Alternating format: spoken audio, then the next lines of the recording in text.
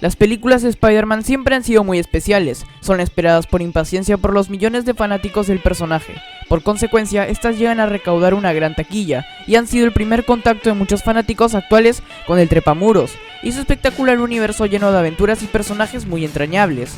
Y en este top haré un ranking de la peor a mejor película de Spider-Man en mi opinión, ubicando la peor en el puesto 6 y la mejor en el 1. Antes de empezar te pido que en la encuesta de la parte de arriba derecha del video me pongas cuál es tu película favorita de Spider-Man. Ahora sí, comencemos.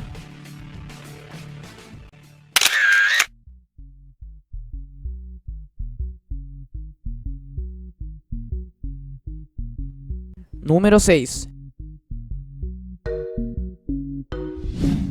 The Amazing Spider-Man. Debo dejar en claro que esta no es una mala película, esta es la que disfruté menos. Este primer reboot en el cine por parte del personaje fue muy criticado incluso cuando la película no se había lanzado. Más que todo se criticaba al cast. La razón por la que ubico esta película en el puesto 6 es porque en sí la historia y como nos la presentan es muy genérica, en el sentido que son cosas que ya habíamos visto en la primera película de Sam Raimi. ¿Y por qué me molesta tanto esto? Porque en todos los promocionales y trailers de la película se hacía mención que la historia que te contarían era la historia jamás contada de Spider-Man. Cosa que es mentira, porque ya todos conocíamos el origen del personaje, pero lo jamás contado es toda esta subtrama de los padres de Peter. De hecho, el comienzo de la película es bastante bueno porque te muestra algo que muchos no conocían, y te deja con preguntas acerca de los padres de Peter y su destino, pero en la película no se resuelve esta duda dejando el tema para una secuela, que al final ni se resolvió. Debo considerar que la mejor parte de la película en mi opinión fueron las actuaciones. La química que existe entre el personaje de Gwen Stacy y Peter Parker es en realidad bastante buena. El único problema fue que en la película se enamoraron de una manera muy espontánea y no le hallo el sentido, como que solo tuvieron 2 escenas antes de besarse, pero bueno, hablando de Gwen, debo decir que me gustó bastante que el personaje no fuese la típica chica en problemas que Spider-Man al final salvaba, como en todas las películas de Raimi. Incluso Gwen y su intelecto fueron esenciales para vencer al villano de la película, el Lagarto. Lagarto no es precisamente el mejor villano que Spider-Man haya tenido en el cine, ni tampoco es el más inteligente, pero es bueno para ser el primer villano al que este nuevo Spidey enfrenta, como por ejemplo en la escena de la alcantarilla y la pelea en la escuela, aunque para ser sinceros no me gustó mucho el diseño del personaje. Por varias escenas yo sentí que se evidenciaba mucho el uso del CGI. Y hablando del CGI, en lo que fue su uso para los enfrentamientos entre Spidey y Lagarto, sí me gustó, y sobre todo que podemos ver que el movimiento de Spider-Man se parece bastante a los movimientos de una araña. Andrew Garfield hace un buen papel como este héroe, teniendo el reto de ser mejor Spider-Man que Tobey Maguire. Este Spidey es mucho más apegado al de los cómics actuales que el de Maguire, y podemos notar que se enfocó por el lado cómico y extrovertido de Spidey, algo que Raimi no explotó mucho.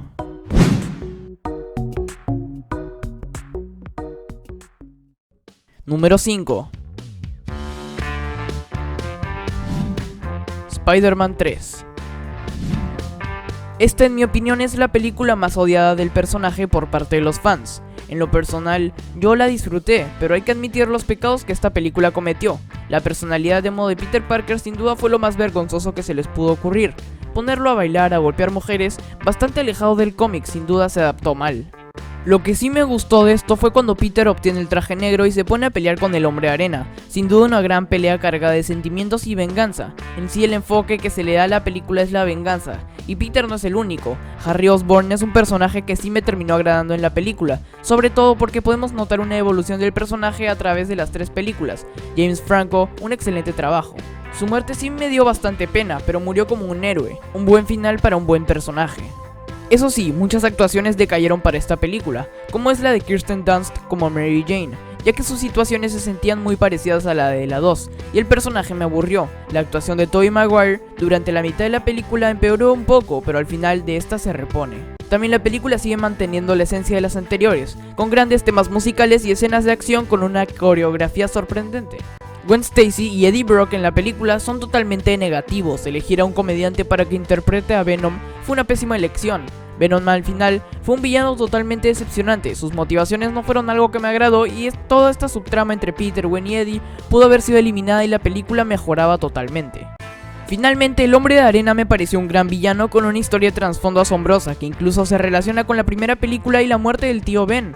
Al principio eso sonaba un poco sacado de la manga, pero tal escena mejora incluso el personaje del tío Ben, hace que su muerte sea aún más trágica y tenga un mayor impacto para la audiencia. Volviendo a hablar del Hombre de Arena, deben saber que muchos de sus grandes momentos se encuentran en las escenas eliminadas de la película, como uno que comparte con su hija luego de la batalla final. Opino que fueron las malas decisiones por parte de Sony y la presión de esta compañía sobre el director las que hicieron que esta película fuera lo que hoy recordamos. La película trató de presentarnos un mundo de Spidey más oscuro al que muchos aún no estábamos acostumbrados, y para balancear las cosas pusieron estas escenas junto a una mala adaptación de varios personajes. Esta se volvió la película de Raimi menos acogida por parte de los fans y también la que menos recaudó, anulando así una cuarta entrega.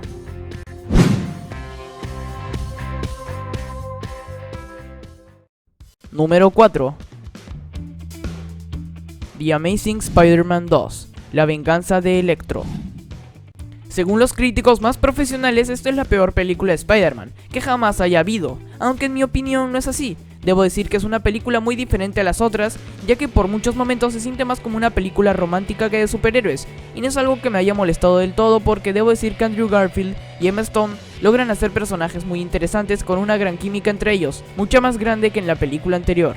La escena inicial de esta cinta es sin duda muy épica, acompañada de un nuevo tema musical heroico que era el que le faltaba a la película anterior, y por supuesto un nuevo traje mucho más apegado al de los cómics de The Amazing Spider-Man actuales. El humor siempre distinguió al Spider-Man de Garfield y en esta película esto se explota al máximo, solo que ahora a la personalidad de Garfield se le añade otro componente, la culpa. Este factor estuvo presente durante toda la película en forma del trauma que tiene con la muerte del padre de Gwen Stacy. Me gustó mucho cómo este Spider-Man reaccionaba ante estos tipos de recuerdos y situaciones. Otra cosa que me fascinó de esta película fue el hecho que se exploró más en Peter Parker que Spider-Man. Como en la segunda película de Sam Raimi, el director Mark Webb había dicho en una entrevista que su personaje favorito no era Spider-Man, sino Peter Parker.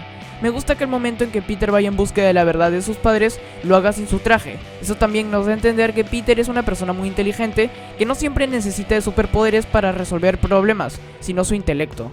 Sin embargo, esta película tiene fallos y no supo aprender de los errores de Spider-Man 3, el cual fue incluir muchos villanos en una sola película. Comencemos hablando de Electro, quien es supuestamente el villano principal, pero al final es opacado totalmente por el nuevo Duende Verde.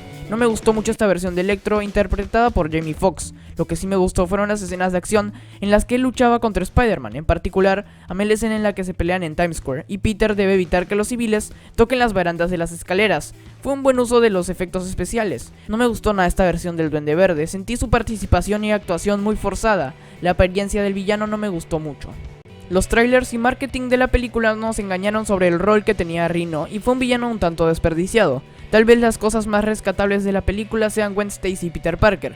Esta pareja es en mi opinión de las mejores que se han visto en las películas de superhéroes, y la escena en la que muere Gwen es la mejor evidencia que existe. En verdad es arte puro, como la cámara comienza desde el lente del Hombre Araña, la música lenta, cómo cae Gwen y el slow motion comprenden en mi opinión el mejor momento de toda la película, pero aún así siento que fue algo apresurado el matar a Gwen en esta película, se hubieran esperado a una más, es lo que pienso.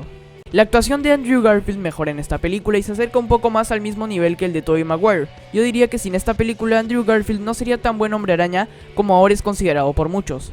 Es una pena que este haya sido el fin para el Amazing Spider-Man, teniendo en cuenta que esta película entre todas sus subtramas había sentado las bases para todo un gran universo cinematográfico del Hombre Araña, donde lo veríamos enfrentando a los 6 siniestros como los créditos nos sugerían, y veríamos el misterioso y la única historia no contada de toda la saga, el misterioso destino de los padres de Spidey. Aunque después su padre aparecería en una escena eliminada de la película. Aún así me hubiera fascinado ver una tercera parte.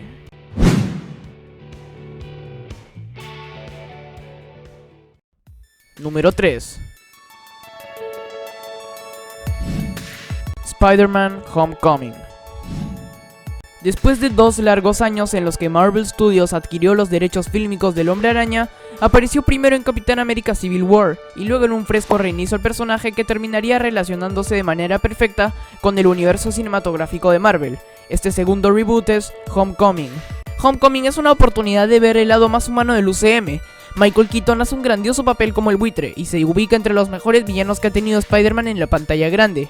Tom Holland hace un gran trabajo como Spidey, rescatando lo mejor de los anteriores, pero a la vez imprimiendo sobre este competitivo molde su propia personalidad. En mi opinión llega a ser mejor que Andrew Garfield, pero no supera a Tobey Maguire. Spider-Man Homecoming es una nueva y divertida aventura que no te puedes perder y que nos deja en claro que Tom Holland tiene un gran futuro por delante en un universo donde Spider-Man coexiste con los Vengadores. Spider-Man volvió de una manera triunfante en este segundo reinicio. Él está de regreso a la casa que le odió nacer, con un largo y prometedor futuro.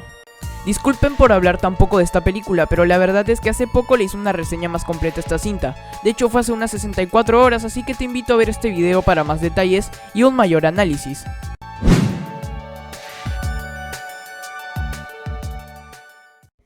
Número 2. Spider-Man. Esta fue la película que lo comenzó todo. Si esta película no hubiera sido buena, no hubiera habido una trilogía, no hubiera habido un Amazing Spider-Man, y no un Tom Holland. Esta película tenía el reto de superar, o por lo menos igualar las expectativas de la gran cantidad de seguidores que había adquirido el personaje con las exitosas series animadas y el periodo de McFarlane en los cómics. La película no solo superó toda expectativa, sino se volvió una de las más taquilleras del año, compitiendo así con Star Wars: El ataque de los clones. Con el éxito de esta cinta se permitió el realizar más cintas con el mismo elenco, iniciando así la trilogía del director Sam Raimi. Pero, ¿qué hizo que la película fuese tan buena? Primero, el elenco, por más odiado que haya sido por algunos, sí fue del agrado de otros, incluyéndome a mí. Fueron muchos de los actores quienes se la ingeniaron para hacer esta una gran película adaptando muchos personajes de cómics, a pesar que muchos de los actores no hayan leído cómics. Yo personalmente recuerdo esta película con mucho cariño, debido a muchas escenas que no necesariamente eran adaptadas del cómic. Hoy se encuentran consideradas como icónicas para el personaje y provienen originalmente de esta película, como es el caso de cómo Peter prueba sus poderes, el asesinato del tío Ben, que por cierto en la película fue él quien le dijo sobre el gran poder conlleva una gran responsabilidad, cuando en los cómics fue el narrador de la historieta, el beso entre Mary Jane y Peter y las primeras peleas entre el Duende y Spider-Man. Cada personaje en esta película tenía lo suyo. Cada uno de ellos también tenía sus conflictos, eso los hacía interesantes y fácil de simpatizar, desde el malhumorado J. Jonah Jameson hasta el buen tío Ben. Todos los personajes tuvieron su momento en la película y su participación se enlazaba al momento adecuado con el desarrollo del filme. Aunado a los personajes, creó un tema musical perfecto para el Hombre Araña, uno que cada vez que escucho se me pone la piel de gallina.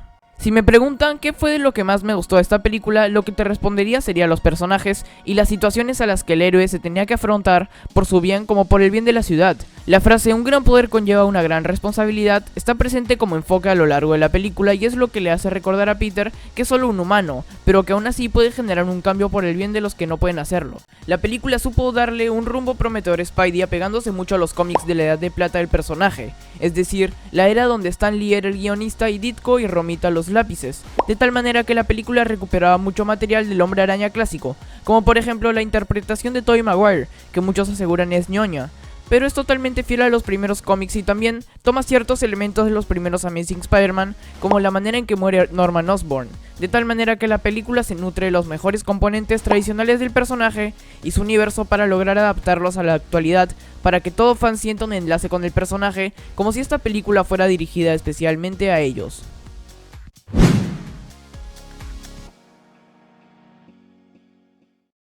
Número 1. Spider-Man 2. Esta película está cargada de mensajes muy motivadores que acompañan de manera perfecta momentos emocionales alrededor de toda la película.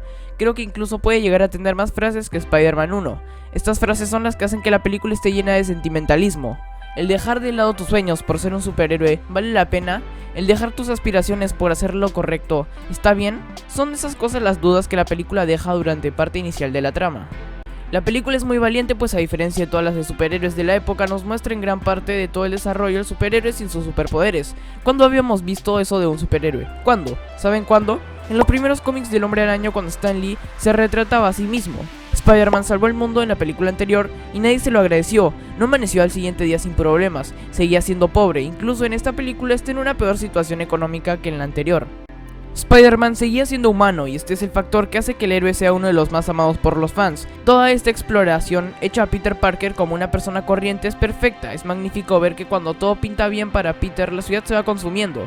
Por eso Peter debe sacrificar para poder salvar y encaminar la ciudad hacia lo correcto. Me encantaron bastante las escenas en las que vemos la vida de Peter sin superpoderes y cómo él recapacita por medio de las circunstancias de la sociedad, y un gran discurso de la tía May, que en mi opinión es mejor que el de un gran poder conlleva una gran responsabilidad, hecha por el tío Ben. Los personajes de esta película evolucionan respecto a la anterior y se desarrollan de una manera perfecta. Cada uno tiene sus problemas, traumas y motivos a seguir. En verdad, ninguna actuación fue mala, o por lo menos ninguna de algún personaje secundario a primario. Harry Osborn resultó siendo uno de los personajes que más me gustó de la película. Es lógico que busque venganza por la muerte de su padre, y cuando se entera que Peter es el Hombre Araña, es cuando se marca un antes y un después. Una grandiosa escena. Yo realmente creí que no le quitaría la máscara porque pensé que Spidey escaparía, pero fue algo que me sorprendió mucho, al igual que cuando descubre el armamento del Duende Verde. Es una escena que marca la base para una próxima película y lo hace bien, dejándome mucha expectativa y emoción. Mary Jane es el personaje que menos me gustó de la película, debido a que terminaba siendo ella la que se metía en problemas y no la que ayudaba a solucionarlos, siendo un dolor de cabeza para Peter en muchas ocasiones. Octopus, el villano interpretado por Alfred Molina, tiene grandes motivaciones y no tan simples como las del Duende Verde. El tipo era bueno y brillante, pero lo perdió todo, su integridad y a la persona que amaba. Aparte de eso, yo sentía que el villano imponía y aterrorizaba debido a los efectos de cámara y sonidos aplicados durante sus escenas, como elementos de películas de terror. Ya saben, screamers, gritos y todo eso. Sam Raimi es un experto en todo esto debido a que él comenzó con películas de suspenso y de terror. No por nada Spider-Man 2 fue nominada a 3 premios Oscar, los que se encuentran mejor sonido, mejor edición de sonido, y se llevó el Oscar a mejores efectos especiales. Octopus fue un grandísimo villano que supo cómo poner en fuertes aprietos a nuestro héroe. Ejemplo, la escena del tren, sin duda una escena que quedará a la conciencia de todo fanático del Hombre Araña como las mejores que se hayan visto en el cine. Incluso esta vez Spidey sí recibe el gracias por parte de los ciudadanos, cuando estos prometen no revelar su identidad ante nadie. Es interesante ver que en Spider-Man 1 Peter ve que él debe hacer algo por la ciudad, a la que casi no le encuentra esperanzas, cuando en Spider-Man 2 los ciudadanos ven que deben hacer algo por Spider-Man porque él les da esperanza, él les da la confianza de saber que están seguros ante cualquier amenaza, él es su héroe. En mi opinión, las grandes películas de superhéroes son las que saben presentarte de manera compleja pero atractiva la idea de que la persona detrás de la máscara es en realidad el héroe. ¿Quieren un ejemplo? Iron Man del 2008. Otro, la trilogía del Caballero de la Noche, y las películas de Spider-Man por Sam Raimi. Estas son películas que supieron darle lo humano, lo corriente a sus superhéroes, lo mismo que hizo Stan Lee junto a Romita en los cómics de los cuales Spider-Man 2 está fuertemente influenciada. Por eso es que amo esta película, porque hace también que el hombre detrás del traje sea un héroe, algo que no se había visto antes en cintas de superhéroes. Por eso es que opino que Spider-Man 2, dirigida por Sam Raimi y protagonizada por Tobey Maguire, es una grandiosa película, la mejor que ha habido de Spider-Man hasta el momento.